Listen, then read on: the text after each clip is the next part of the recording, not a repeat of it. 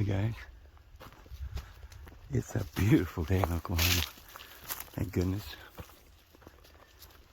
Yeah, even in the winter, it gets kind of nice sometimes.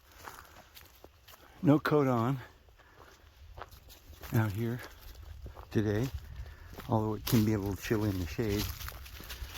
But when you're kind of hiking, you don't really need a coat this time with this temperature. So I thought we'd take a little walk when we have a chance to see the beautiful sunshine in Oklahoma.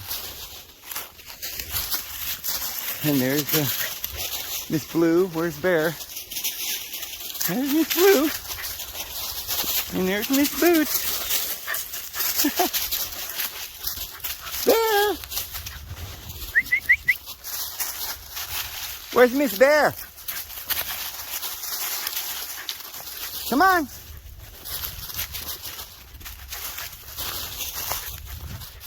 was kind of hoping they wouldn't notice I'd slipped away. I was hoping because when the dogs come with me, I'm not going to see any deer or any coyote or anything. You don't usually see coyote or cougar or panther. They're real sneaky. You see, I don't even see the hogs around here.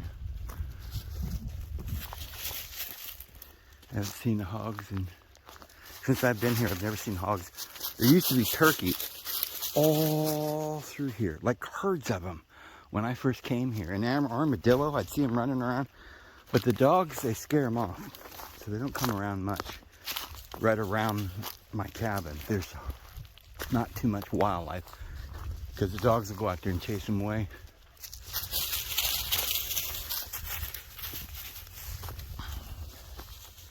But this is definitely home. See the pond down there? That's my other pond. You just barely see the blue through there. There's a bear! There's a bear! There's a bear! Come on!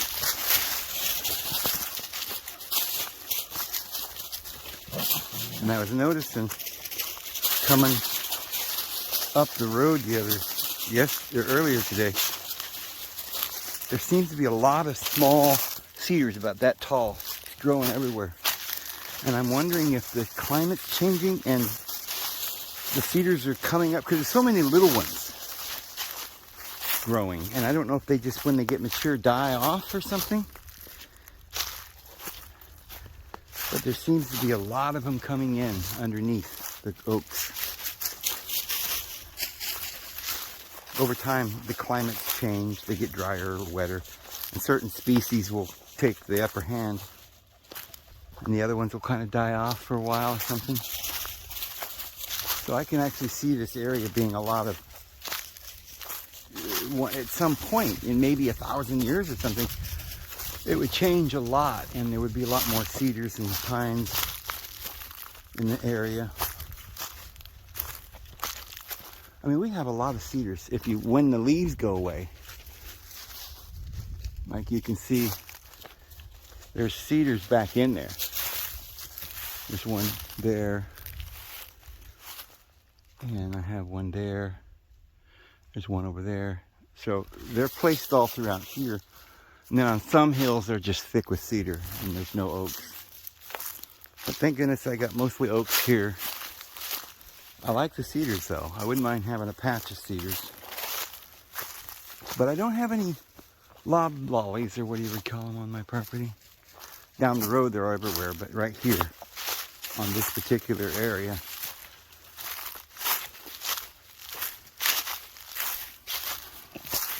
but this was, at one time, this was a vast civilization here. You know, there were people living here for thousands of years. Can you imagine what it looked like in the days of Enoch, in the days of Adam? Adam didn't live very far from here. I know exactly where he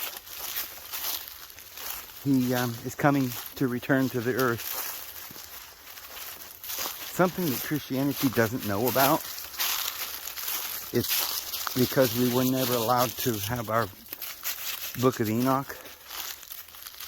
But if you were to read the book of Enoch, like you read the Bible, if you see these people who know the Bible backwards and forwards, they go to church every day, the reason they don't know about reincarnation, the reason they don't really know about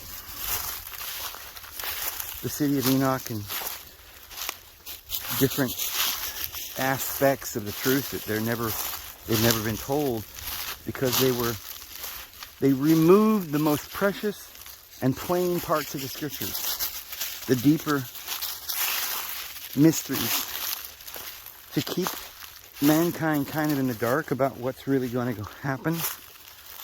They just gave them some symbols and told them, well, it's heaven and hell. You go to heaven or hell. But see, heaven means higher, lower. Hell means lower. There are levels, and there's a whole plan, the plan of the divine being. It's all spelled out in the book of Enoch. It tells you who the Messiah is. It tells you about the other Enoch and how he built the city as well. It talks about his son Irid, that, or Iridu, like it says in the Sumerian tablets, the Eridu. It was the first city that he built, along with his son Enoch. What is that?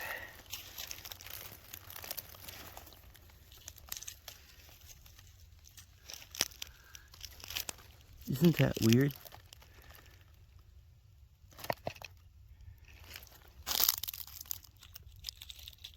It's like a shell. It's like somebody just exited their skeleton and then left.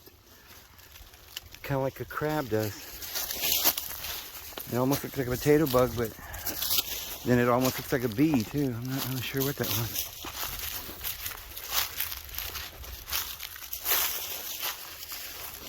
But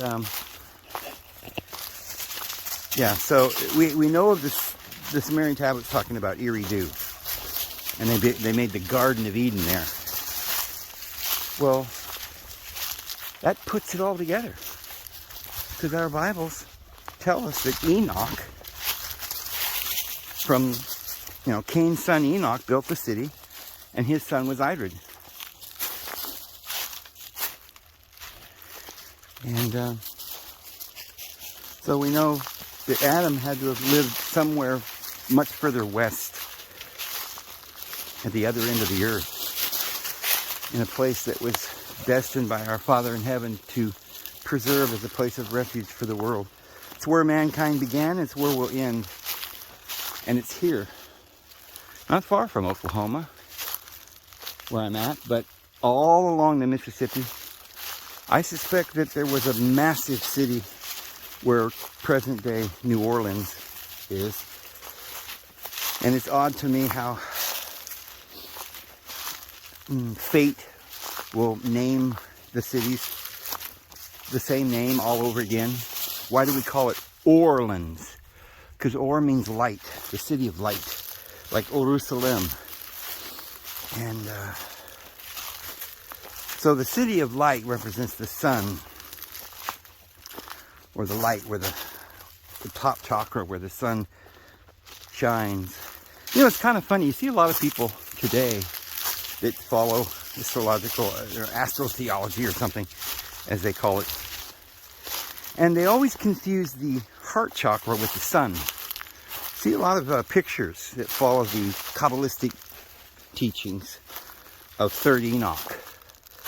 Certain Jewish teachings, pseudographic, midrashic, pseudographic teachings of Enoch and Third Enoch. And from that, you've got all these diagrams about the tree of life, the Kabbalistic tree of life, and this, they call it the Sefer Yitzhar. They got the book called the Zohar, and they did a lot of mystical teachings in certain years in the area around Spain. Hence the Spanish Inquisition, to root them out. Because there was a long time when the Catholics were battling the descendants of Mary Magdalene. You might call them the Protestants that were in France. We covered all of that before, how they took them over and subjugated them and scattered them all the earth. Some of them went to America. Some of them went to Constantinople, which is interesting because Constantinople was a great library. And it had, of course, one of those big domed Vatican-like places because it was one of the few places in the world that was called a polis. Polis. I was telling somebody a couple of days ago about this, but see, where these polises came from is Egypt.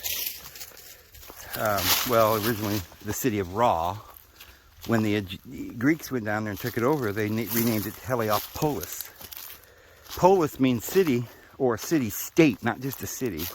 Like the whole organization or law and government behind a city-state. So Heliopolis was the first city-state that was taken over by Greece. So Egypt was the first world power, and then the Greek Empire. And Athens became another polis. And then, so the world headquarters, this is another thing, and I don't want to just sadden people or burst anybody's, bubble or something, but the truth is that Egypt wasn't the world power because of the people of Africa. It wasn't the world power because of their color of their skin. You have a lot of people that are very proud of that history. And you can imagine why. People, African Americans, have been, they've been made to be slaves. They've been persecuted. It's been a rough journey for them. And when they hear about the original empire of Egypt, you see pictures of Cleopatra, and she was a beautiful black woman. And they believe that, see, it was the superiority of the black race because they had the great empire. And of course, some people will say, well, look at Babylon, was probably also black. And so look at the first century, maybe Syria and Persia were brown. So what's this white supremacy thing? Well, you see, it didn't matter whether the elite ruled from a white country or a black country. They ruled over us, the people. You and me, black, yellow, red and white, whatever color we are, we're people. We're just people. And we don't normally rule over our brothers and persecute them and murder them and make laws for our neighbor. That was something that was imposed upon us. So see, the reason that Constantinople became basically the Byzantine Empire, which ruled the world, the world split between Rome and the Byzantium, and they had that great library at Constantinople because the people that lived in Spain that used to have the libraries there, they would go down into Egypt where they reigned. They had control of Egypt. The Persian kingdom and the Islamic kingdoms that ruled Africa and the Middle East and so forth, they had Spain and they had Africa and they had the Middle East. And so later on in the Dark Ages, when the Catholic Church was trying to root them out, they burned down the Alexandrian library completely. Well, they moved all those books and knowledge and that place of freedom to Constantinople, which is where they ran the peoples that they were after. Went to Turkey. Even World War II, we've talked about that, why World War II happened. The people that lived in Turkey or the Ottoman Empire owned the land of Palestine. So when World War II came, they had a big war. And World War I, they went and wiped out Turkey. And that's when they made the Balfour Declaration and allowed Palestine to be a homeland. But that was, in a sense, a world polis, which means police or politics or... That's why we don't want to be polite, friends. Because what does polite mean? Well, I don't want to be rude. I must be polite. To be polite means you're following the politic. You don't want to tell the truth. But you want to be intimidated and let others tell you what to believe. That's what it means to be polite, to follow the politics. And so policy or the police state is what we get, friends. So Constantinople produced Constantine, which took over the church. Up to that point, they've been rooting out the Judaism because they didn't believe in that. But then they more or less conquered the Catholic Church. And with Charlemagne, from that point forward, they had achieved consolidation with the Catholic Church. And this is where they set up their throne. You know, from there they went from, originally the great polis, so the great city-state was this Babylon, okay, and then it went to Egypt. And but Abraham went down to Egypt, who was our Father in Heaven's choice for the great prince. And they became the pharaohs of the northern kingdom. The southern kingdom remained in the hands of Marduk in the prophecies. And then Thoth took over Egypt for a long time. They had a great war. And then Thoth went over to Mexico. And then they, with their boats, you know, the Joseph of Arimathea was Jesus' grandfather. He used to go with him on the boats. So Jesus literally sailed on a boat over to America. And he presented himself to the peoples there. And they considered him the Quetzalcoatl. He told them that he would return on the sky from the east as they saw him come. So they have their stories and their beliefs about the coming of the Messiah as well. But that's where politics comes from. Don't be polite, friends. Tell people the truth. Stand up for the truth.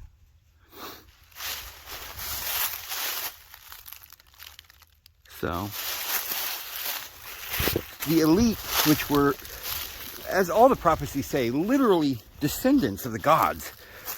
And of course the Bible tells us the scepter will not depart from Judah till he who comes has a legal right. Because Judah has some divine heritage. He went back to, see, there are 12 tribes, but one of the tribes gets to rule at the bottom of the wheel. So they get to rule first. The scepter will not depart from them. They will have the scepter. They will rule us until he who comes who has the legal right. Until we get to the top of the wheel. And then we change hands. So long as mankind's been going on, the elite, a royal bloodline, has been ruling over mankind. It doesn't matter what nation. There's always been a group of them. And they've changed their headquarters. They ruled Manetho, and the Greek historians talk about the Hyksos, which came in and ruled over Egypt. They weren't, people try to figure out were the Hyksos white or were they black? Well, I don't really know. They were some alien beings. We don't know. Were they clones, giants, Nephilim? We don't know. The Bible tells us they were fallen angels that had relations with the daughters of men. So their descendants were half Nephilim. They were called Gibborim, the men of fame, the renowned. And they were like giants, and they were giant not only physically, but they were giant in technology. They were famous, they were powerful, they were amazing, and they ran the world wherever they were. So they set up a place in Egypt and ruled over them. And when they went and were scattered around in different nations, and they ended up in Spain, they ended up being scattered. And from there, they went to Turkey. They became the Ottoman Empire. And so the elite went to the area we called Constantinople, an opolis city, where they made their empire. Well, then the empire of the West split in two, the Byzantine and the Roman. It was almost like a dual world power, because there were individuals of the elite group ruling from Rome, and there were some ruling because of the people making a new capital up around Constantinople. They moved their library. So remember, when the Greeks leveled Ra, the city of Ra, they renamed it Heliopolis. And the Greeks, like Pythagoras, learned all the wisdom from Thales and Solon in their pharaonic priesthood. And then Pythagoras went to up around Iran today, Persia, and learned from their mystery schools, the Zoroastrian teachings. And then he went to India, Pythagoras did, and became an initiate of all of the schools of the world. And then their goal was to bring all these ancient teachings back into the central polis that they would rename Heliopolis. But you see, the beings, the people who were the watchers that were supposed to take care of mankind fell and began to, because of the fear of the Lord, they knew they were wrong. They made a pact together, and they fought very hard to keep human beings down and ignorant. They kind of used the human race as a shield so they didn't have to be punished. What'd you see, buddy? A squirrel went in the hole? All the dogs were around this tree, sniffing that tree, and I think a squirrel went up inside there. What's that? Yeah, there's some fresh nuts being cracked. So there's a squirrel that lives up in there. And I think one just went up in there. So, I don't want to get bit by a squirrel, but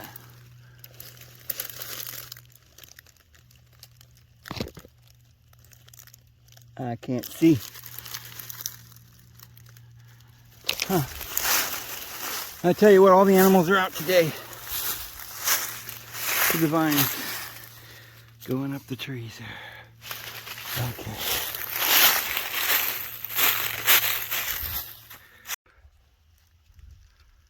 And by the way, notice the sun is up there, or I mean the moon. And for any of you who do not believe the earth is round,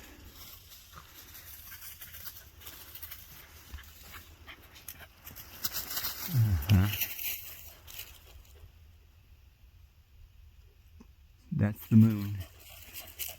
And you can see it's very round. Even with the camera. Anyway.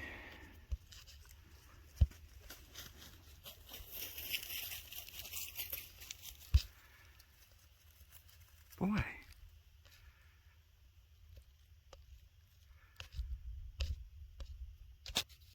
So this planet has been quarantined all this time.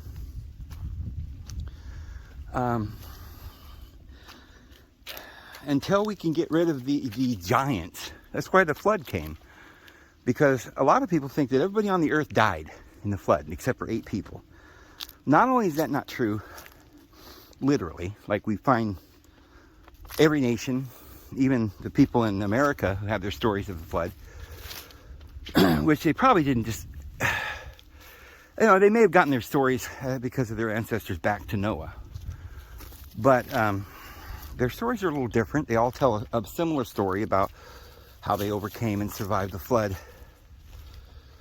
But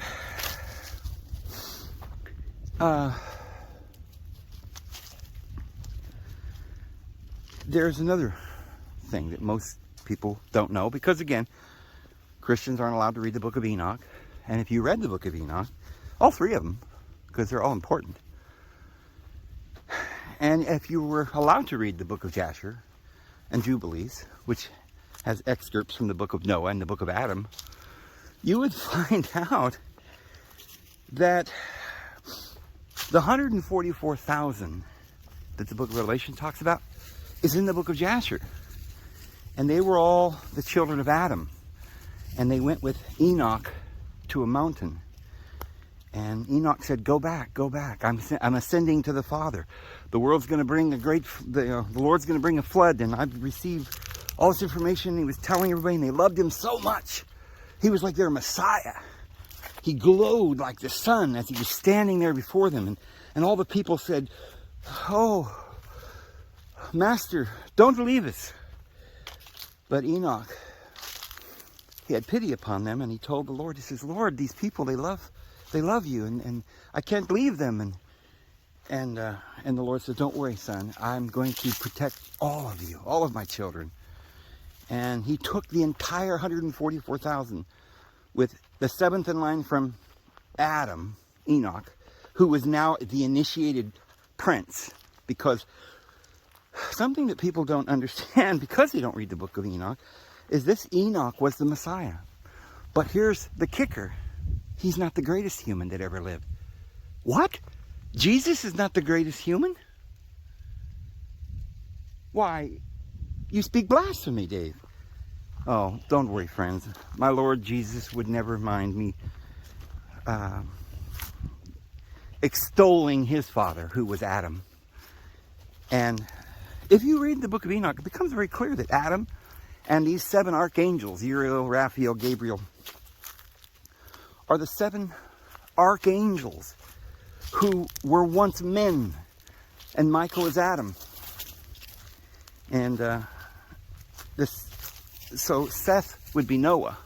Or I should say, Seth was Gabriel, the second most powerful angel, who's second in charge. And so he was the second, the son of the first son of, or the first in the lineage, the initiatory lineage. And it goes down to the final anointed person from the Lord, which was Enoch. And as they went on, they came back to earth. They lived many lives. So Seth became Noah, and certain individuals, probably individuals like Abraham, might have been, I think, Uriel. But these angels came, each of the 7, as a sort of a person who held the keys of certain dispensations, and they came down for 7,000 years, each of them. And so the last of which is the Messiah, which is Enoch, the 7th in line from Adam, who will be the prince of his father Adam, and he shall hand over the kingdom unto his father, which the book of Daniel, who by the way uses the word watchers, which you cannot find that word anywhere except for the book of Enoch and the Apocrypha. And the whole story of Enoch's it's mentioned 40 times in our Bibles. It's quoted. Most of the intricate mysteries in the scriptures cannot be solved without the book of Enoch. Because the book of Enoch is the one who started this concept of the Son of Man and his greatness. But there's so much more to know. He's a great man, as big as the universe. Because Enoch was the manifestation, right? The outer manifestation, the creation. So he was this great man. They were all made in his image. We're all as above, so below. But there was someone greater than the Son of Man, or the son of Enoch, but Adam. And Adam was the heavenly man, the Adam Kadmon, according to the ancient teachings. And we are all made in his image. And so the woman's seed who produced Seth and then Enoch, that would be how the world will be saved, is through giving birth to the Messiah. So on the other side of the line, we have Cain, and then another Enoch, and another Lamech, and another Jared or Irid or something, and they're all in there, Mahalalel and Mahujael and Canaan. But this was the fleshly line that leads to the Antichrist. And so that particular Enoch, the book of the 3rd Enoch tells us, is Metatron, and that will be the Antichrist, or the fleshly lineal descendant of Cain, who is the beast man, who got the mark. And everybody now, just like, Tubal Cain, who and Lamech, who said, if Cain will be avenged 7 times, then I will be avenged 70 times 7. So this is the 7 times of the Gentiles, and the beast grew claws and grew hair. This man beast who ran the world and had relations with the demons and produced these giants that this book Enoch tells us is where the demons came from. You know, we're teaching our children about this ancient stuff in the teachings there on the Disney Channel. You ever heard of the Little Mermaid? Do you know what a mermaid is? They're a siren. That word siren comes from the book of Enoch. It means that these women who had relations with the giants,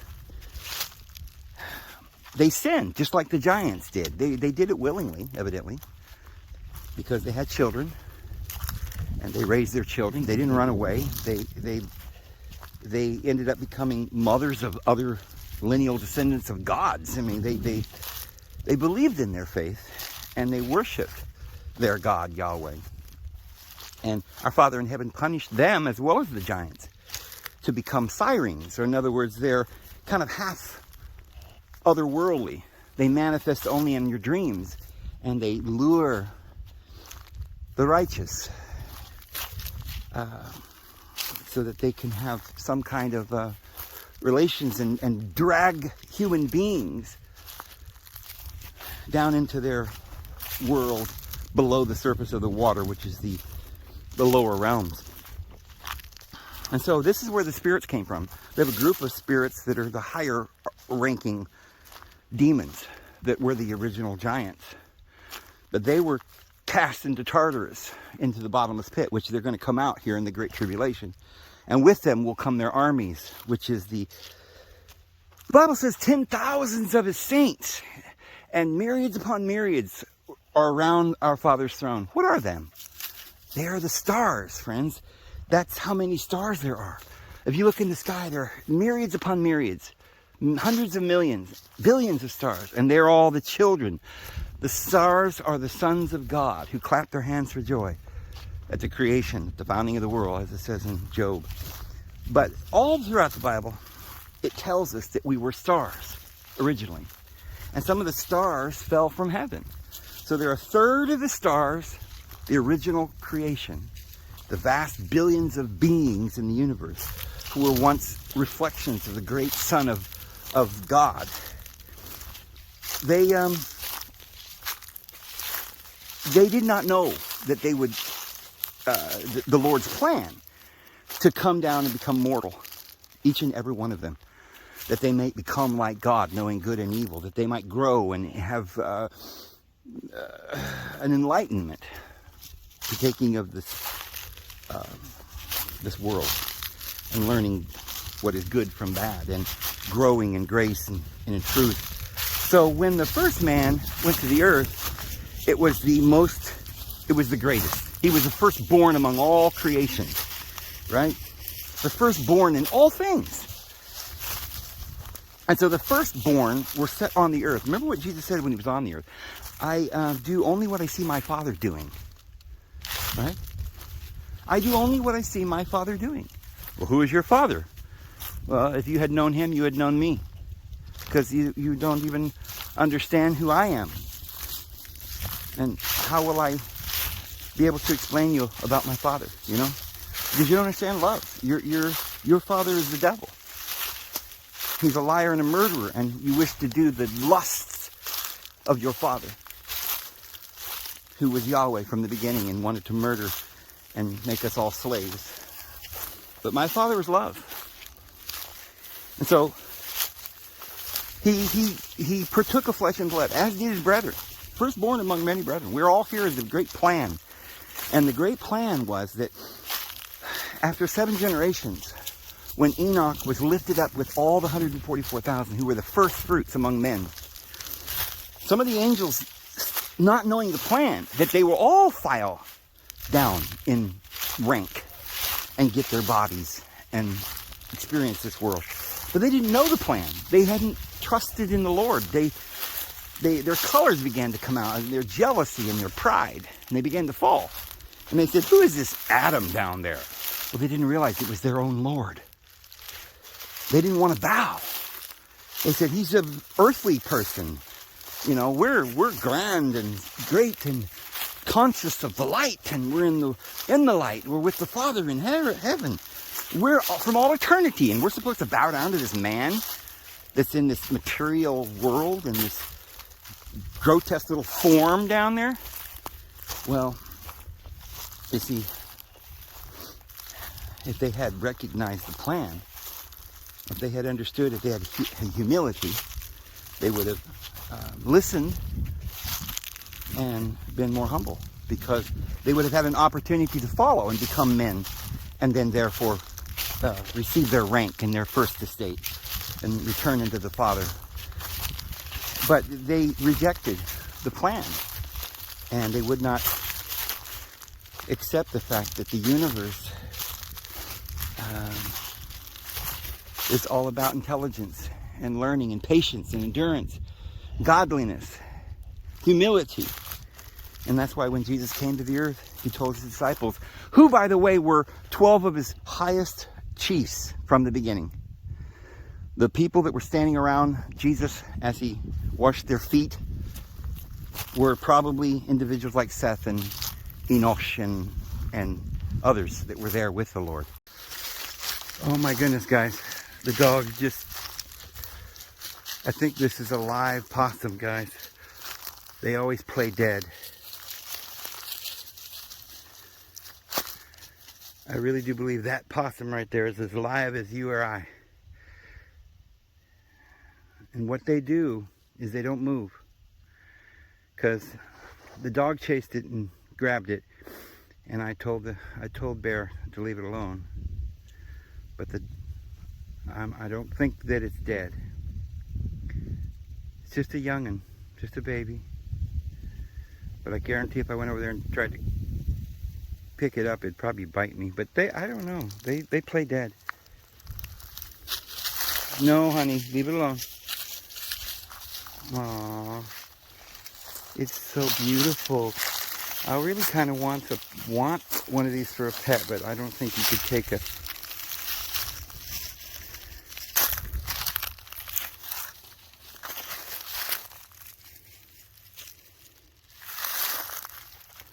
So, one that size, you could never train it. See, it's still breathing. You see it's breathing? I don't want to torture it. I want to let it go back, you know. Boy, their tails look like snakes, don't they? You think it would jump out at me if it... See it moving? Definitely completely alive.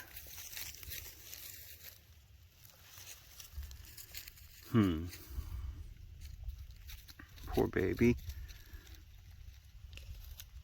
Why did you grab her, honey? You're just wanting to... You don't... Oh. Well, anyway, I guess we just kind of have to leave her there, because if I wake her up, the dogs will run after her, and I want her to be able to get out of here and go back to where her parents are and stuff. Come on, guys, let's leave her alone. Maybe when we get down the road a little bit, she'll take off running, so we'll put camera on her. Come on, Bear. No, you can't play with your friend. Come on. Come on. Yeah. I wonder how far you have to get away. No, come on.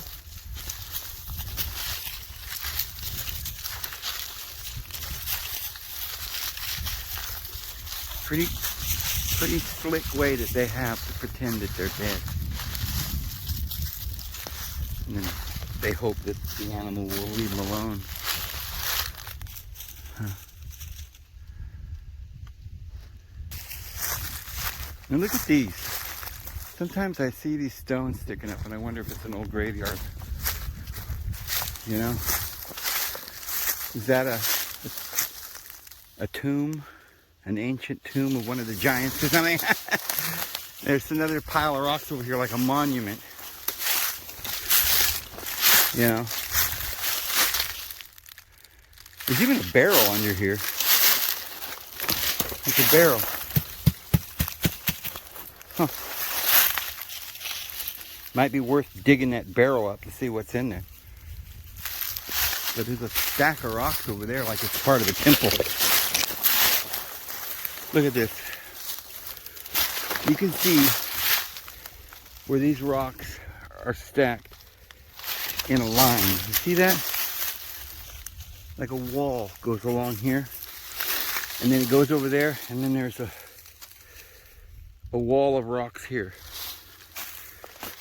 Okay?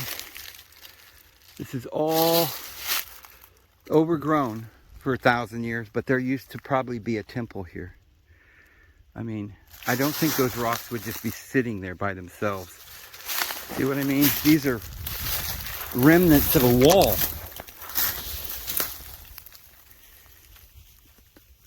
They're literally stacked up into an edifice. There used to be a room there of some kind. It's pretty obvious. So this is why I think this could actually be a tomb here.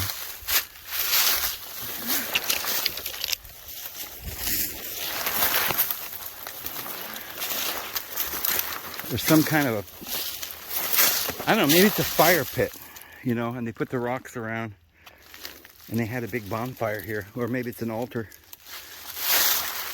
But you can see some old tin cans there. There's an old dump here. So this might not even be that old. This could be from the frontier days.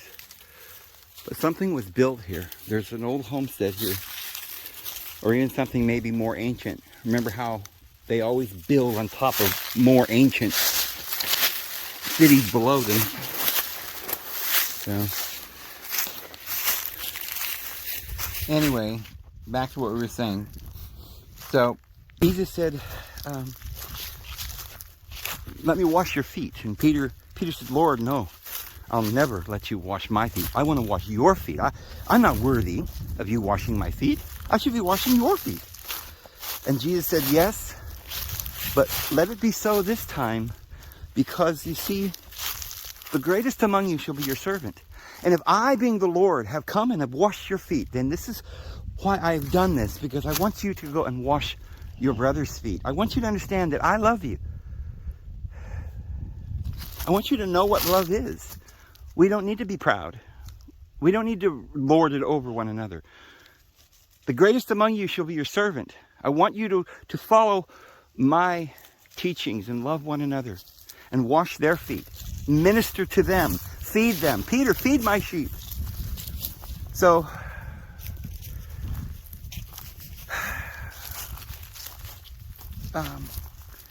Jesus had to go through everything that we went through. And in the same way, he can sympathize with our weaknesses, because he was made like unto us and was tried and tempted. The devil took him into the wilderness for 40 days. 40 days, and said, I'll give you the whole unit. Well, how could the devil give Jesus all the kingdoms of the world? Because all the kingdoms of the world didn't belong to Jesus. It belongs to the devil. And how could that be? Because Jesus said, this kingdom is no part of my world. It's just an illusion. This is a lie. This is death. This is a curse. And anyone who's in this world is under the God of this world, who's blinding the minds of the unbelievers, so that we can't get out of the wheel of rebirth and get back to our Heavenly Father, which is the plan. But right now, the 144,000, you've seen the book of Revelation where the Jerusalem comes down out of heaven, the new Jerusalem, as a bride adorned for her husband. The bride then is the covenant that the covenanter makes his covenant with, like a marriage covenant. And there's promises of protection and love. But when Jesus purchased and ransomed us from the devil, from Yahweh, from his laws, from the curse, and nailed the law to the cross, it says he conquered the powers, the principality, the archons, and all the stars, the seraphim and the cherubim, which are the zodiac stars, the wheels within wheels, and the eyes, the ophanim, that are all around, which are the stars that are, you know, myriads upon myriads that attend to the Father's throne. But the throne of deity is not the astrological stars that goes up in the sky and then down in the winter and back up in the rebirth. But it's the exalted stars above in the north, the city of the Grand King, the North Star, which star was called originally in the Egyptian the Phoenix, which is the Enoch, which is the, according to the Chinese, the emperor's seat. This is the center where Christ is enthroned as the heir prince apparent of his Father. And it says that in the latter days, I saw someone coming with the clouds of heaven. It tells us that in the book of the Bible, Matthew, and Revelation, that Jesus is coming with the clouds of heaven. Daniel tells us that the one who comes on the clouds of heaven shall make his way unto the one who is Ancient of Days. See, that can't be our Father, because it speaks of the Ancient of Days in the same sentence with someone else called the Most High in the book of Daniel. It does so in the book of Enoch as well. The Most High is our Father in heaven. Okay, he's not some human. But the Ancient of Days and the Son of Man, or the son of the Adam, is Jesus, who was the Son and redeemed mankind. And his Father, who, remember the Apostle Paul says, Adam did not sin, and he was not deceived. But the woman, being thoroughly deceived, was in transgression. You see, that means that Adam never transgressed. Had he ever transgressed, it was, you see, the problem, it wasn't that Adam transgressed. It was that Satan, Yahweh, had relations with Eve and usurped and bypassed the lineage and purchased, and in other words, sold, like, remember how Jacob and Esau were battling for the birthright, ownership of the world, the right of firstborn, and Jacob, you know, Esau was supposedly first, but he sold because he didn't really care, wasn't worthy of that position, so he sold it for a bowl of soup. Well, see, the firstborn was Cain, who was the son of Yahweh, the flesh. And by right of firstborn, he's been reigning and running. Judah shall have the scepter until he who comes who has a legal right, which is Christ, which is the spiritual child that's born out of due season. You know, and born from a virgin, unexpectedly, a miracle, come to save and purchase and redeem us all. So Enoch then took and built that great city, which was not our Enoch, not our Messiah, but Metatron, or would say the son of Yahweh, the son of Apollyon, the son of destruction. And he built this, not just a city, but the underpinnings, the laws of Hammurabi. So remember, when the Jews went down into Babylon, they came out with all of the teachings that you find in the Old Testament, which are the teachings only from the perspective of the God Yahweh at the bottom of the wheel, which the Egyptians will tell you, the historians like Manetho will tell you that when they left Egypt, they left worshiping the wrong deity. They took with them this deity who wanted obedience, right? A one world government, only one God, and there are no other gods. I am God and there is none else, right? Set, who fought with his brother Osiris or Lazarus, you know. And Lazarus' child is Mary Magdalene and Jesus. And so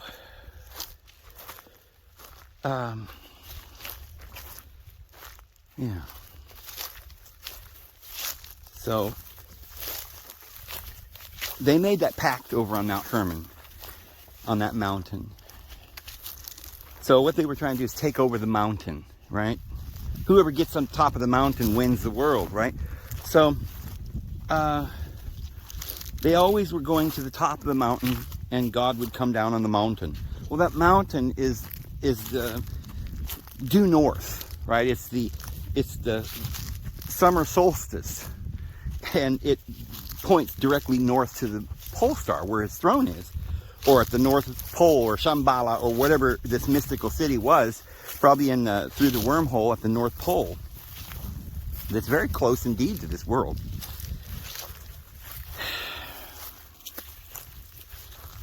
But you see, the city that they built is their effort to take the kingdom and to establish their own governors and rule over the world and make us all slaves and imprison us. And then Christ comes along and overcomes the wicked one, dethrones that nation, those kingdoms, and establishes his kingdom. And this kingdom will be gone, and he'll set up his kingdom. And we'll be under the, we'll go back again to the first. The first shall be last, and the last shall be first. And we'll go back to the original homeland, which is here in America, guys, where Nucticlan, or Enoch's land, or Azatlan. You see, Azatlan, Atlantis, it's the same place.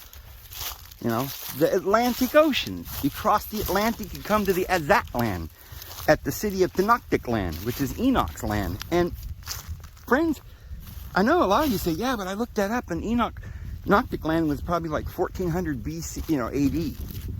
Now you're saying it was the oldest city. Well, it was. Been renamed many times.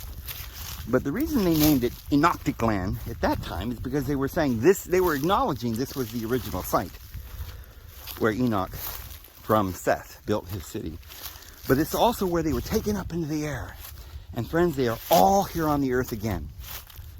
The 144,000 have come down from heaven, adorned as a bride, with neither spot nor wrinkle. Okay, we have been purged. We have been ransomed. And we are without sin before his Father's throne. But it tells us, not only in the book of Enoch, but also the prophet Joseph Smith explained this. And it tells us, also in the Bible, that when Jesus arrives on the clouds of heaven, he will come to America, to the place called Adam Ondi Ahman. It's a little place in just about 200 miles south of the location that we're, Iron Mountain up there in Michigan, where we're going to make the refuge. Just slightly south of there, along the rivers down there, there are many ancient ruins, and there's one great temple, pyramid, that's still there in, I guess it would be just below, I guess it would still be in the Wisconsin area, just below the area west of the Glove in Michigan. But it's a place there, it's called Azatlan. And there's a place that we were talking about, Turtle Island. It's just there on the border of Michigan and Ohio there on the Lake Erie. And again, all these are place names to show us that this was the original place that Adam will return. Adam Ondi Ahman. Okay, it's the word that we have in the book of Revelation. He is the faithful and the one who died and is living forevermore. The Aman, right? He is the Aman, which is a deity from Egypt. Because all of these deities came from the book of Enoch, or the Phoenicians. The Enoch, or the Phoenix, or Polaris that we call it today, who sits on the throne, who's going to take his kingdom soon.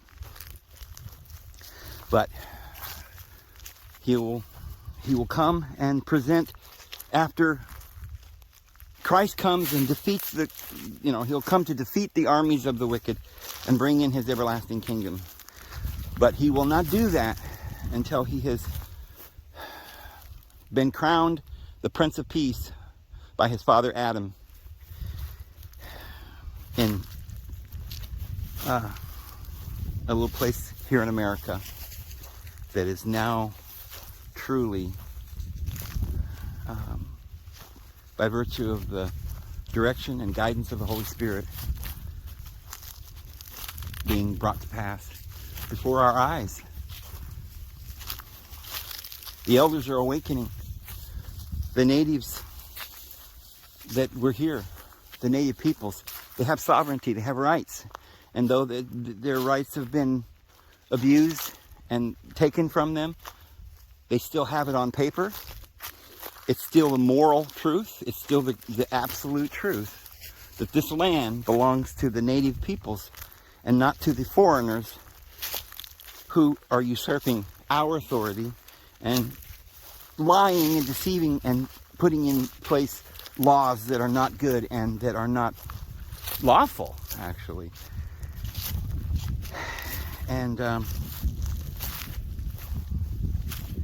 you know, even though it's not really a sin under Yahweh's law to lie, because Yahweh's always sending lying spirits, so he couldn't really say you can't lie. But he does say don't bear false witness, which means in a court of law, you're going to be found guilty if you perjure yourself. If you tell the Lord a lie, see, he knows the truth. You can't do that. You can lie to everybody in the world, and you'll pay for that. Because lying is wrong. It's deception, according to our Father in heaven. But you can get away with lying in this world, because they're all liars. But the light will show them up soon.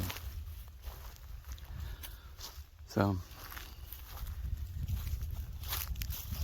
we have to remember that this is a beautiful time, even though there's some scary parts coming.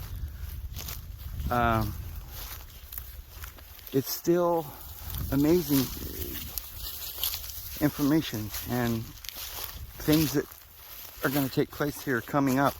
Going to blow our minds. We're going to see Father Adam, and we're going to see certain people on this earth taking back the Lord's kingdom.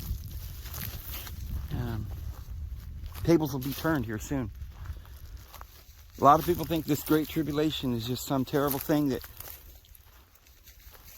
the devil's going to kill everybody, and we need to be very scared, and it's, you know, it sounds so terrible and horrifying. But the truth is that it's not meant to be horrifying for those who have knowledge. For those of us who know what's about to happen. Not one hair of our heads will be touched as long as we have faith.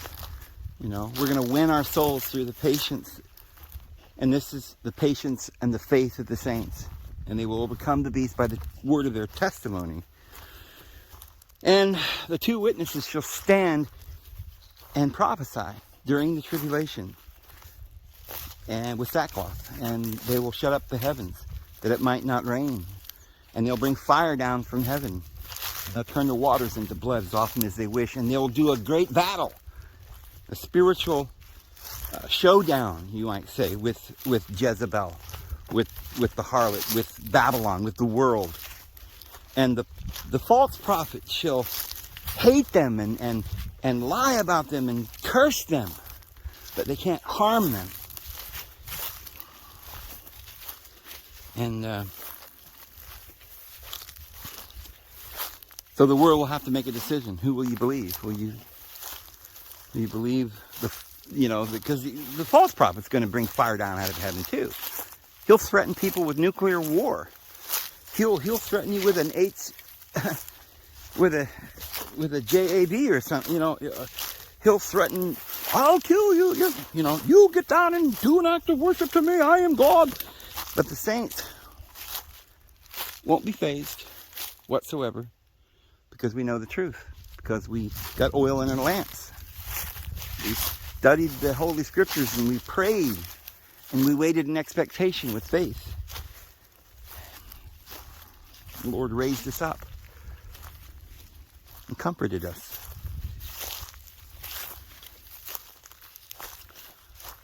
But we're getting very close, friends. Very close to the time when we're going to see Adam, and they're going to do a great ceremony right here. This is what the Bible tells us. There will be a great ceremony. You saw yesterday, we talked with Rob Lapine, and we talked about the great ceremony, the celebration that they've already had. In this place where Montezuma met the Spaniards and thought it was the Christ, but it was a little premature, wasn't it? But they knew the prophecy that Christ will return. And of course, we're always getting fooled, because some of these people that claim to be the Christ are really the Antichrist, and so we have to be very careful. But Jesus told us, don't believe them when they come. They're false prophets. They're liars. When Jesus comes, we'll all know it. And everyone will witness Jesus coming before the Ancient of Days, the greatest, the oldest man, Adam. And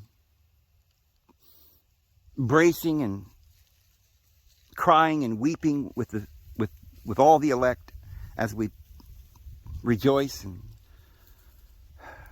sing songs to our Father in heaven and laugh. We'll dance. It'll be a glorious thing. A glorious, glorious thing.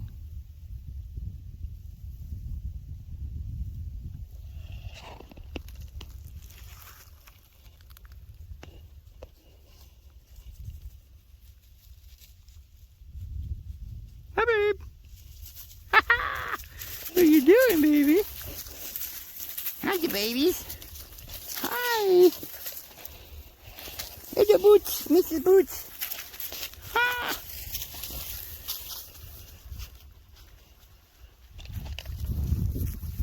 Hi, the babies.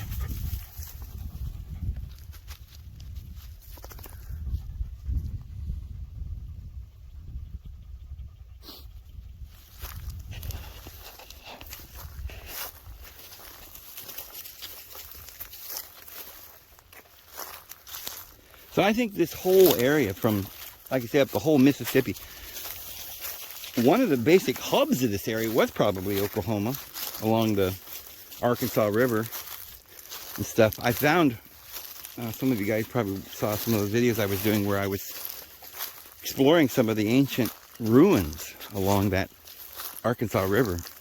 Definitely they had temples there and stuff all throughout the area here.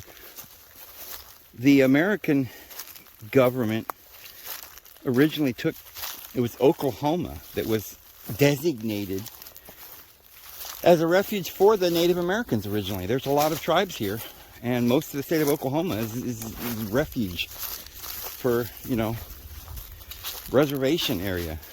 Reserved for what? What do they reserve it for? They reserved it for a refuge. As sovereign land that they knew, you know, come on, obviously if they could have taken it, if they'd have had the legal right to take it from the people, they would have done so. They tried. But obviously our Father in heaven wouldn't allow that. He overruled that. And it seemed like it was hopeless all those years, but the Lord had a plan. They weren't able to take the land. And that will be... So now it's just a matter of people being, you know, being brainwashed all these 1,000 years. Will people want to go back to the land? Will people want to live free? Will people be able to see the truth through the veil? Because they've put all these lies in your head. Oh, don't read the book of Enoch. I'm a Christian. And we don't believe in all that pagan stuff. You know what? So you believe in some guy named Constantine from Constantinople? Right? What do you suppose that... Why would you think the man's name would be Constantine when the Roman Empire was split into the two parts and Constantinople took over the kingdom? And who were they? Well, they were the ones that were driven there in the Inquisition. Because early on, there were those who were, you know, there were many Christians that they didn't understand what was going on because things were getting real convoluted and crazy. But there were many Christians that didn't believe in the law.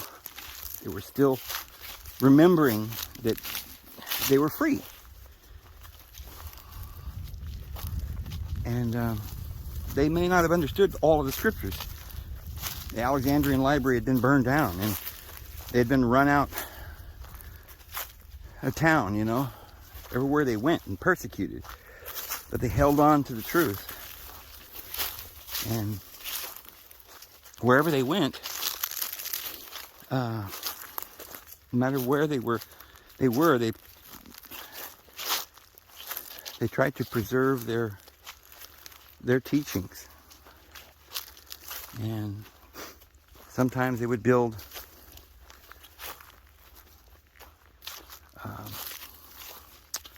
little communities, and they'd start teaching truths, and they would get boats and try to go to the land of America to see if they could return. Well, the prophecy wasn't ready to be fulfilled yet.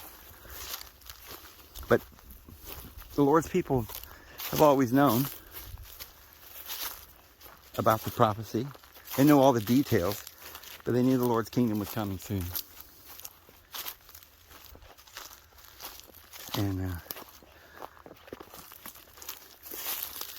they were always searching for Presbyter John, or because they thought he was still somewhere, he would never die, and so Presbyter John, the Revelator, people still believed he was living in paradise somewhere on an island or something for years. And then when they came to America, they thought maybe this is where he was. So people have known about it. They just didn't understand it. The mystery hasn't been completely revealed until recently. And all these ancient works are coming to light now, like the Nag Hammadi Library and the Dead Sea Scrolls. And even the codices, that they have just been turned over recently, just in the last few weeks.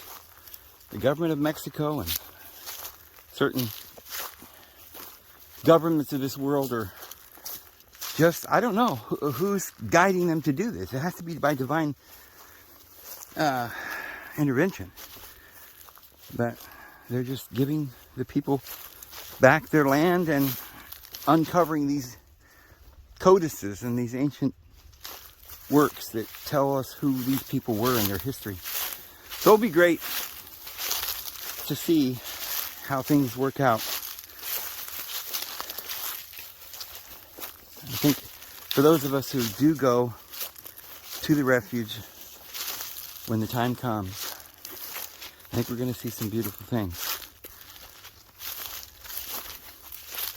I think the prophets will be revealed. We'll start finding out some things that we never knew was possible. Well, such a beautiful day.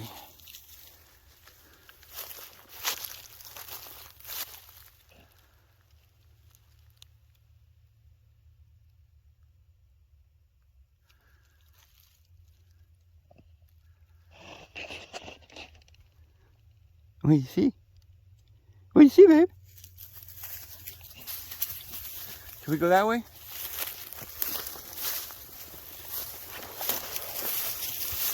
Let's take a look over here. It's a nice place to sit on the rock and get some sunshine.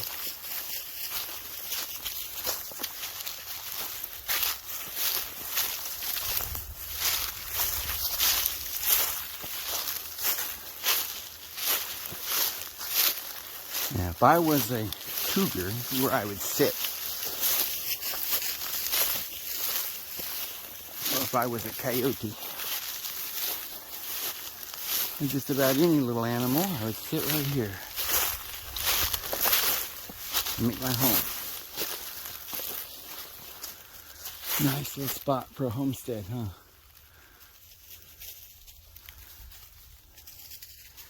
And you got a little view here. I like this little hill.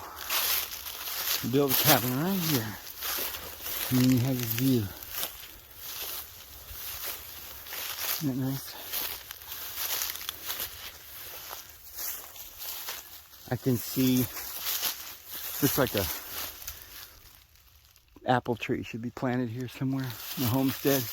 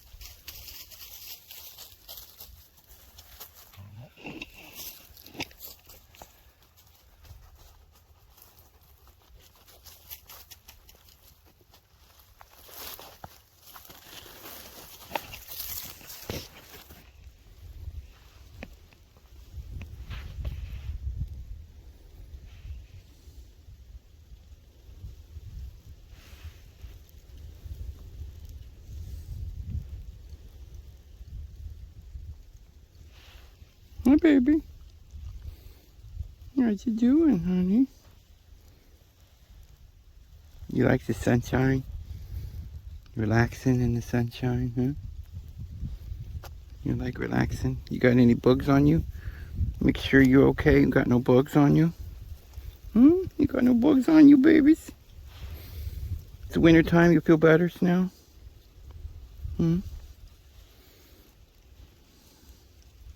Yeah. It feels so good, don't it? Yes, it does. Yeah. It feels so good. It's a wonderful feeling, huh?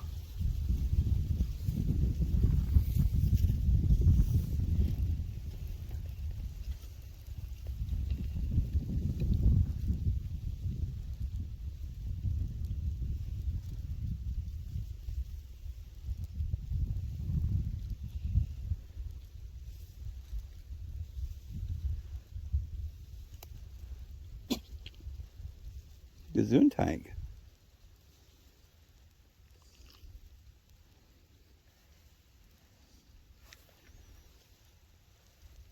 So I see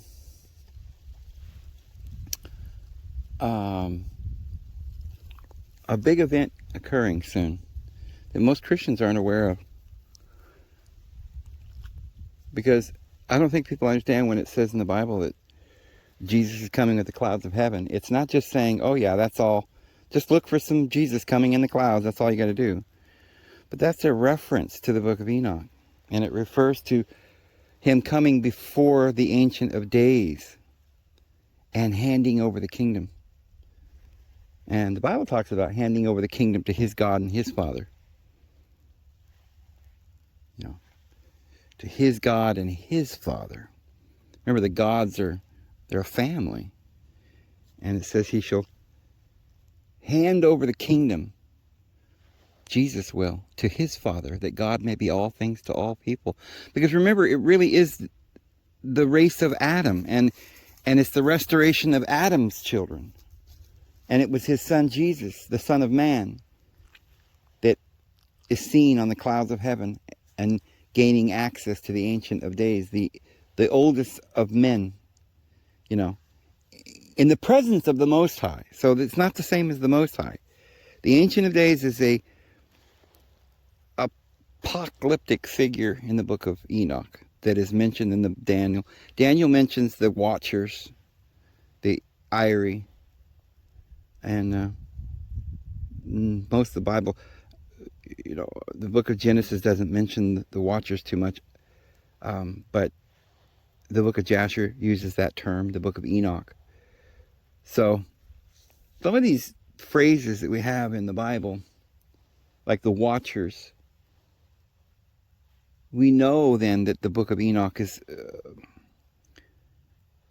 a true book, because the Bible quotes not just, you know, we can find 40 quotes in the Bible of Enoch, but we're not talking about just ambiguous quotes. We're talking about the eschatological symbols that the scriptures gave us and that were repeated in the book of Matthew and the book of, well, in the book of Daniel, but in the New Testament, you know, where we get this, the Son of Man, the Son of Man, the Son of Man. The Son of Man is the child of you know, in the lineage of Adam, that comes as the woman's seed to save all of Adam and his children. And this is why we're going to have that great big party, the great celebration. And I believe it's coming. And we'll identify who Adam is. He's living on the earth right now. And Seth, and Enosh, and Hallel, and all of them. They're all here. Noah's here. Yeah. It's going to be beautiful. You going to be there, Bear? Aw. So sweet. Good night. Good night, sweetie. And go to sleepy sleep.